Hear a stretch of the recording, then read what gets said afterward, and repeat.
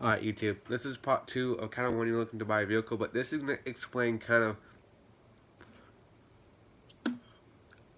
like when you're buying a vehicle, sometimes someone's going to trade in a vehicle because it's scratched and dinged. Now, if you have a $4,000 limit, $4,000 budget limit, you can also, so let's say the guy posts $4,000 on his truck, on the truck. You can try to talk that person down to 35 to 3, trying to get like, $500 off or a $1,000 discount, 50% off or 100% off, 50%, so if it's $4,000, you can ask them down to 35, or you can try to talk them down to 3. When you're looking at a vehicle, don't be picky on how the vehicle looks, or how the truck looks, especially if the truck's from a private buyer or from a dealership. That you don't know that past of the vehicle, but you can find out. You can find out the past of that vehicle. There's always a VIN on every vehicle that's made, which this is kind of common sense. There's a VIN number. You're gonna have to pay like $5-10 for this to do a full review of the whole vehicle, to find out the whole history of that vehicle. Do a VIN search.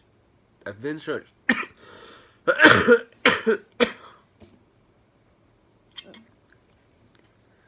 That VIN search will bring up the whole history. Basically, pretty much brings up the whole history of that truck or that car, and you can see the past of that truck. Kind of like us, like us. We have IDs. We have a name. We have a birth certificate. We have a social security number. All that ties into. Basically, our social security numbers is our VIN numbers. So you can look up someone can look up your social security number and see your whole past. So if you've been arrested, if you've been pulled over, if you've gone to jail, if you've been charged with stuff, all that fun jazz. So when you're looking at a vehicle, it's gonna have dings, it's gonna have scratches, it's gonna have imperfections. It's not like going to a lot and dropping $60,000 on a brand new truck. It's not like that. Now, sometimes you might get lucky and be able to, get a vehicle that has little no scratches, little no dings, and the rocker panels and cab corners are clean as fuck. You might get lucky. Me, I didn't get lucky. To me, I didn't really give a fuck, because I was going to use that truck anyways for a work truck, which I have been.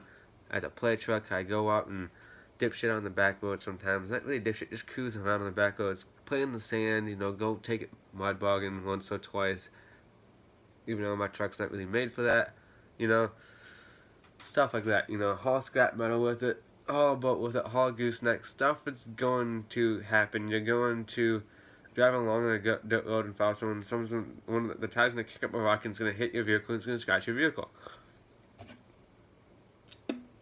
That's kind of what happens. So don't be too picky about buying a vehicle. Because I know some of y'all out there are either A, looking to buy a truck,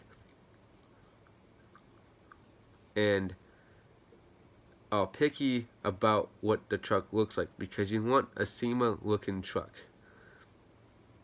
When you have a $4,000 budget limit for your vehicle, when you're buying a truck, you're not going to get a truck that looks like a fucking SEMA truck. That's not going to look like Street Speed 717's truck, or Dirty Mac Jack's, or Monk, stuff like that. You're not going to find a truck as clean and as fancy as their fucking trucks. Plus, when they buy Street Speed 717 bought his Duramax, look at it. It was fucking stock. It had some scratches in it. It had some dings. Not really dings. It had a topper. It had ugly ass tires. It had ugly ass mirrors. It had ugly ass lights. It was not the truck that it is now. If you don't know who Street Speed 17 is. Go look him up on YouTube. Love his videos. He doesn't know who the fuck I am, but why not? Shameless plug. So that's kind of a thing when you're looking to buy a used vehicle. You're not going to find a truck that's going to look like a SEMA built truck. You know, those guys have put $60,000, $70,000, $80,000 into the vehicle. Even maybe $100,000, because they might have bought a fucking brand new Dodge Cummins, brand new Power Stroke, a brand new Chevy Duramax, a brand new GMC Duramax. Some of y'all think that fucking Chevy and GMC are two different fucking trucks, and they kind of are, but at the same time, in my mind, they aren't. That's a different fucking topic that I could talk about. You're not dropping $60,000 on a brand new truck and then dropping another 70 or 80,000 grand into the fucking truck to build it up. And I'm not saying that you can't buy a $4,000 truck and then slowly work your way up to dropping $80,000 into that truck. Even some of you might buy, a $13,000 Duramax or a $13,000 truck, right? And then eventually drop another 20 grand into it and make it look like a SEMA truck. You know, put fancy light bars on it, put fancy lights in it, put, stuff like that. Anyways, let's curve back into what we were talking about.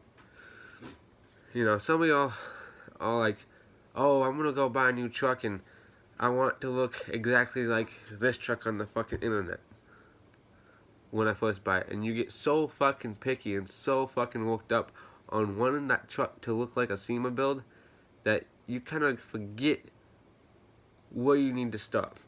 You need to start with a blank slate. Now, sometimes you might go out and find a truck that has for $4,000, that has 200,000+ miles on it, that looks fucking beautiful, that has no issues, with 230,000 miles on the fucking odometer trans. That's on a 4.5-inch BDS, so it has a BDS lift kit in it because the guy had money he put into it, and now he's just selling it for $4,000 because he doesn't fucking want it anymore, or $6,000 because he doesn't want to fucking he doesn't need them because he bought a new truck and he doesn't need that one because he doesn't drive it, and all it does is sit in his driveway and collects dust. You might get lucky, but don't think that everyone's gonna get that lucky and be able to buy a vehicle like that, because that's 1 out of 100 times that you will find a vehicle that fucking nice and clean. I didn't get lucky. And another thing I want to talk about before this video is, why do people fucking sometimes, there's a guy on I've seen this on YouTube, I've seen this in person. I'm gonna go back to a time where I went to my local dealership, and a while back, my brother was there, my buddy introduced it. There was this nice 2001 Chevy Silverado 2900 HD with a 6L gas on it. Apparently that guy sold his truck in the dealership because it had 240,000 miles on it. He was ready to do it. Plus, he wanted a new truck because he was ready for one, but also because he was sick and tired of how that truck looked because all the dings and shit in it because of his dumbass driving. That's fucking stupid. Anyways, I hope you guys enjoyed this video point in time. Please smack that thumbs up button. I hope you enjoyed part 1 and part 2 of this video. Normally I don't do 2-part videos. I normally just do one long ass video, but I'm trying to cut my videos down to about 10 minutes a piece. Anyways, like one it says at the end of videos, smile more. I will always see you guys in this video, but until then, my friends, stay frosty.